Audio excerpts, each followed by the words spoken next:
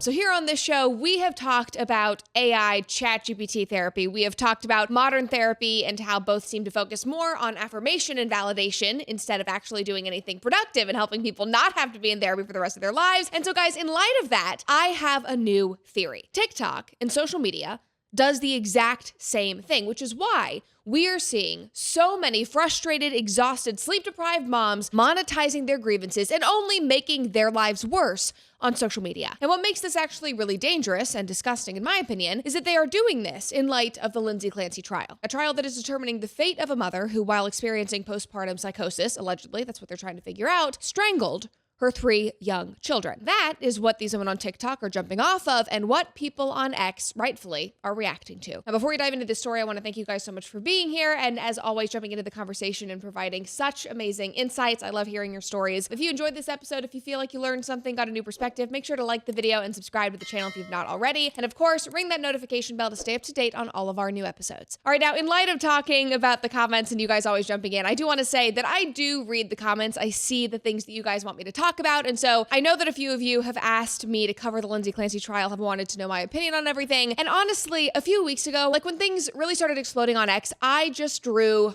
a hard line in the sand on that one. And I was tracking this trial before all the conspiracies on TikTok blew up, before it became this entire debate over on X. It is just the most horrific and sad, depressing circumstance. And I really hate how now it has become the center of this political debate between the left and the right, discussing women and women's rights and postpartum. And now there's a whole debate between the right and the right, debating women's place in society and postpartum and all of the things. And I really, really hate how it is screwing with the potential to have any kind of productive conversation about the postpartum experience. And so right now, I feel like I don't really have anything to add to the discourse about the trial specifically and what is going on within the courtroom. I have no desire to address her husband, the theories, whatever. I'm just not interested, and I drew a line there. It is a horrific nightmare situation. I pray for those 3 poor children more than anyone else, and I do pray for Lindsay, the mother, for having to live for the rest of her life with the horror of what she did as a mother.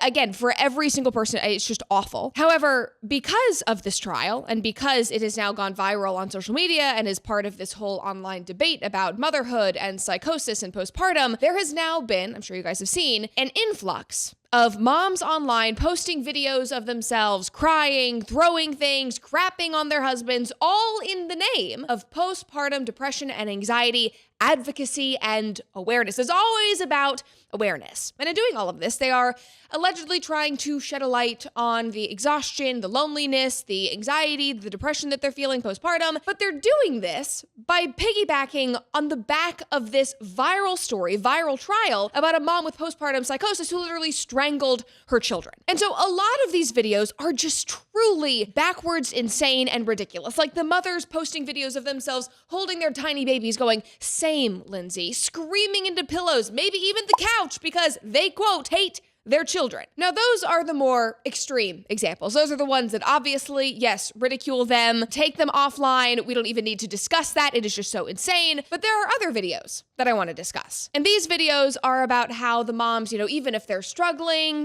their life is mundane, whatever it is, they had a hard day with their baby, they have to keep going. They have to continue showing up tomorrow, like these 2 videos.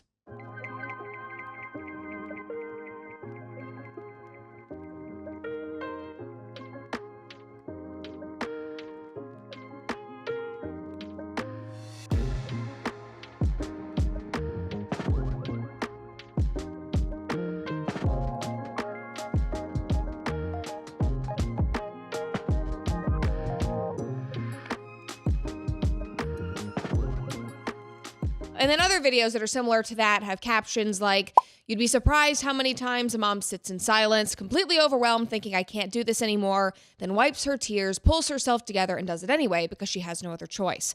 Another one reads, "I'm exhausted. How will I do this again tomorrow?" And so, in light of the Lindsay Clancy trial, in light of this global conversation that we're having about postpartum and what women go through when they are becoming mothers, all of these videos, most of them new, some of them older, that are being brought back up by people who are discussing this over on X and other parts of social media as people rightfully, I will say, rightfully condemn the specific subset of women who are going out to the courthouse to support Lindsay Clancy or claim that she isn't guilty because of something that they saw on TikTok and actually it's the father who did it. Like those types of women. But this frustrates me because again, it's the internet, so we're lacking nuance. We're like grouping everybody together instead of being able to compartmentalize these issues. But it frustrates me because now an entire conversation about postpartum, which could be, in my opinion, really productive and beneficial, is being steamrolled by this. And so now people online, they already have a bad taste in their mouth because of all these other women that they're watching, the women that are saying, same Lindsay, I hate my children, whatever it is. They're watching these videos, which there are many of them. They're watching these videos of burned out moms and mocking them. But in my opinion, they are mocking the wrong thing. There's always something to insult and mock when you're looking at the internet, but they are mocking the wrong thing. For example, over on X, people are saying things like,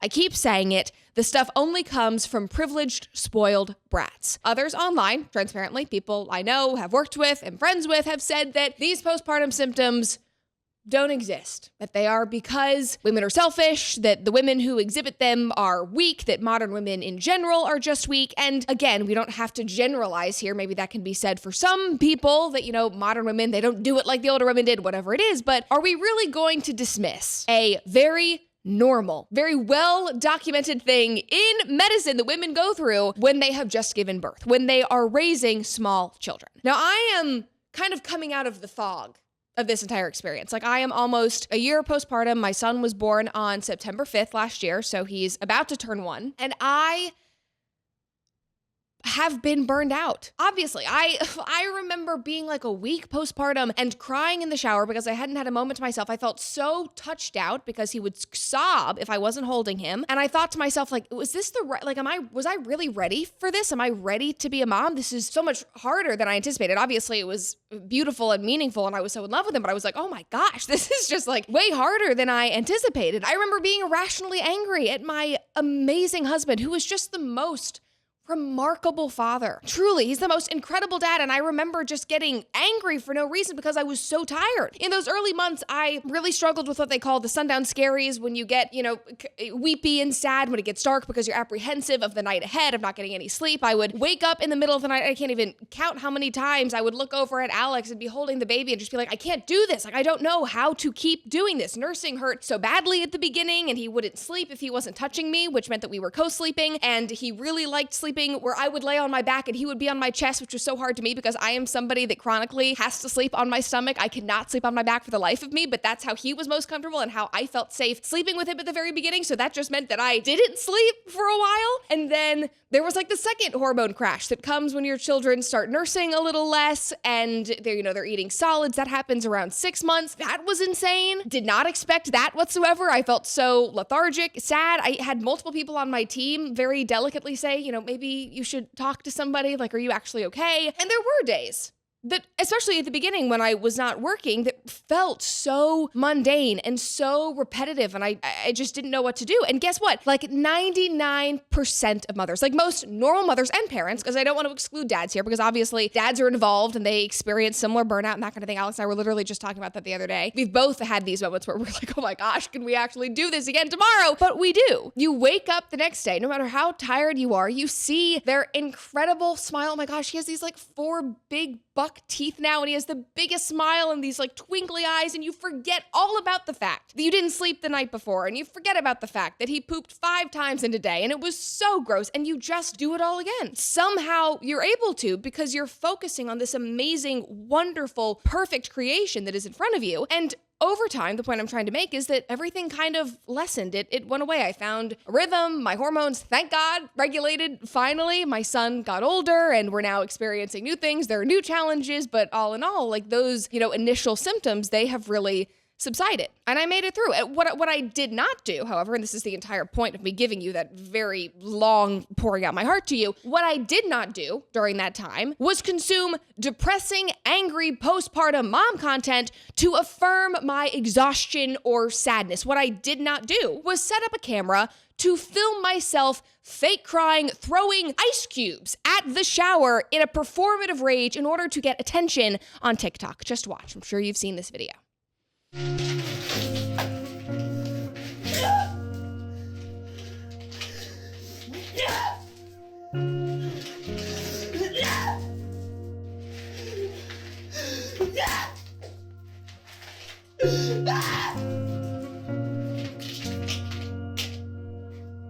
That is just a lot. I'm not saying that you cannot have outlets in order to work through these things, but what is not healthy is setting up the camera and posting it for millions of people to see and comment on. That is the part that should be insulted, not the experience of postpartum itself. And it's not that you can't share the things that you're going through. You should with your, close friends and family, the father of your child, your husband. But this cycle of lashing out and crashing out and then pulling out your phone to film yourself and posting it and then being affirmed by a bunch of other angry, depressed moms and then women online who don't want to have children, who are watching The Girl with the List and think that motherhood is just this horrific thing. That is the cycle that does not help. It actually only makes things worse. It causes people to become more performative, more angry, and less grateful in their lives because now they are being conditioned that when they put out those negative, angry feelings into the ether, they receive affirmation and clicks, and that feels good. So then that is what they prioritize. That's just Psychology 101, which you can take at GCU. Now, people often say that higher education is outdated or irrelevant, especially on the right. Well, not when it is purpose-driven education, and that is why I am proud that this show is sponsored by my friends over at Grand Canyon University, which is an affordable, private, nonprofit Christian university based in the beautiful Phoenix, Arizona. Now, GCU does not settle for the status quo like other universities. They shatter it with academically rigorous, industry-driven programs that are built to move at the speed of relevance with practical skills, career readiness, and opportunity for every single learner. Recognized for excellence in academics and in campus life, GCU's vibrant campus was actually ranked in the top 20 best college campuses in the country by Niche.com for 2026. And what I love so much about GCU is that they truly believe that education should not be some privilege, but a practical, affordable path forward for all, which is why not only are their degrees actually built for industry standards, but they also have frozen their tuition since 2009. That is not a typo, since 2009. With some 380 programs, including 153 degree programs, 180 emphases, and 56 certificate programs, there is certainly a path for every type of student. Grounded in Christian truth, GCU works to empower the next generation to lead with integrity, serve with purpose, and help transform their communities and build a future that truly matters. So take action and find your purpose today at GCU. It is private, it's Christian, it is affordable, and it is nonprofit. Visit gcu.edu to learn more today. And when you're finished studying your amazing Psych 101 class at GCU, you're going to want to watch something to unwind, and maybe that something is on Fox 1. Now, did you know that Fox 1 is just $19.99 a month, and it includes all of your Fox favorites in one place? Sure, we are talking the 24/7 Fox News coverage, but we are also talking the biggest sporting events and hit shows like MasterChef, Farmer Wants a Wife and The Masked Singer, Hell's Kitchen, the likes of those shows, all streaming live. And honestly, the reality TV like Farmer Wants a Wife, which is one of my guilty pleasures, makes it worth it for me, but Fox 1 goes way beyond that. Between breaking news, major sporting events like the FIFA World Cup, and the kind of can't-miss content that keeps you hooked, it quickly becomes one of those apps that you wonder how you ever lived without. And the best part is there is a 3-day free trial, so you can try it out, fall in love with it, and then move on and enjoy finally having it. Just go to fox.com to start streaming anywhere, anytime on all of your favorite devices. Offer subject to change. See Fox 1 for complete terms and conditions. And so now, ad break over, back to my original point. I don't think that most of these moms online are doing this to make money. I think that they are doing it as some sort of therapeutic affirmation. They are looking for community. They are looking for validation from other women, and they want attention. And just as all of that is unhelpful and unhealthy and unproductive in actual therapy, it is all of those things as well when it is done on social media. Because suddenly, just kind of like it is in therapy, they now have this, team of experts online in the comment section who are validating their crash outs and frustrations, the mundane days, the things that their husbands are doing, whatever it is. Suddenly, they're being seen by these thousands of people in the comment section. Suddenly, people are naming the root cause of all their frustration and anger. It's not normal. It's their children. It's the husband. It's not something that will pass. It is something that you have to resent on a daily basis. And all of this actually reminded me of an article that I read just last week in the Free Press, which was about a therapist encouraging a young woman to go no contact with her parents. And this is what she wrote. She said, "When I was 19, my therapist told me that I was not safe living with my parents. It was 2008, and I had been struggling with suicidal thoughts for a little while. I had admitted this to my best friend who recommended her therapist to me. In the months that followed, my therapist told me that my parents were toxic and coercive. I needed boundaries. Suddenly, all of my problems had a tantalizing, simple root cause: my mom and dad. So I cut them off completely. I didn't speak to them for 5 years. Now I deeply regret it." I think the most important line is suddenly my problem had a tantalizing, simple root cause: my mom and dad. The therapist named that for her, which is what all these other moms and angry women do to the women posting these videos in their TikTok comment sections. But again, they say it's your children. It's okay to resent your children. It's okay to hate your children and hate your husband and hate this entire experience. All of those things. It is the same type of affirmation that is happening in those comment sections. Women see it. They want to be a part of it. They post and then they continue to spiral. That is the bad thing that needs to stop. That and them using the absolutely horrific murder of 3 innocent young children to beef up that cry for attention on social media. Just want to be clear, I am in no way excusing that kind of behavior. I am just trying to compartmentalize and offer some nuance because this debate has become so unnuanced online, if that's even a word. And now going back to this whole conversation about postpartum, I think that in a lot of circumstances, probably most women's circumstances, 3 things will help in this experience. Number 1, time. You will get through this. It is a season that passes. And now from where I'm sitting, and I'm sure it'll be totally different when I'm, 50 years from now, and I'm like, oh my gosh, it moved even faster than I'm thinking now. But right now I look at the last year, I'm like, oh my gosh, I blinked and it went by. I can't imagine how I'll feel when I have 3 children. And again, I'm looking back when they're 18 years old or whatever it is, but it's insane how fast it goes and how you are able to overcome things just because you get through the day and because you get through the night. Now, number 2, this is probably even more important than time, is perspective and the realization that even you as a mother, a stay-at-home mom, whatever your situation is, you are still in control of your days and your attitude, how you are responding to the things that are happening to you throughout the day. And I specifically loved these comments from X. They were harsh, but true. Not really harsh, but some people might think they're harsh. But one woman said, the crazy thing to me about stay-at-home moms complaining about their mundane lives, this was in regards to all those videos that I was showing you at the beginning, is that everything they do is up to them. My life is mundane because I go to work and somebody else tells me what to do. Stay-at-home moms design all their own systems and decide everything themselves. If they don't like something, they can change it. Would they rather have their days dictated by pencil-pushing middle managers and HR departments? They are victims of themselves and no one else. Another person said, I live the same life every day. No empathy for the factory worker running the same machine hundreds of times a day, the truck driving cosmetics for women on the same route every single day. The majority of humans do the same thing every day. That is why they dislike work. And one of my mutuals who I think is just amazing, her name is Allie Voss, she posted about this and she said, I think that some women are upset with adulthood not being parents and they don't realize that they aren't the same thing. All of adulthood has tedium and routine and exhaustion and repetitiveness. It is easy to blame that on kids, especially if an entire comment section is telling you to. I just added that. That was not something that she wrote. She goes on and she says, but it is not exclusive to them. I live the same life every day is what we say about corporate life and paying bills and a million other features of adult life. Most days just are the same. They are. You're not special. Somebody might have a harder situation in that their work is dangerous and requires manual labor. That's a totally different situation. They might not want your life where you are having to change 6 diapers a day and a baby is screaming and crying and your nipples hurt.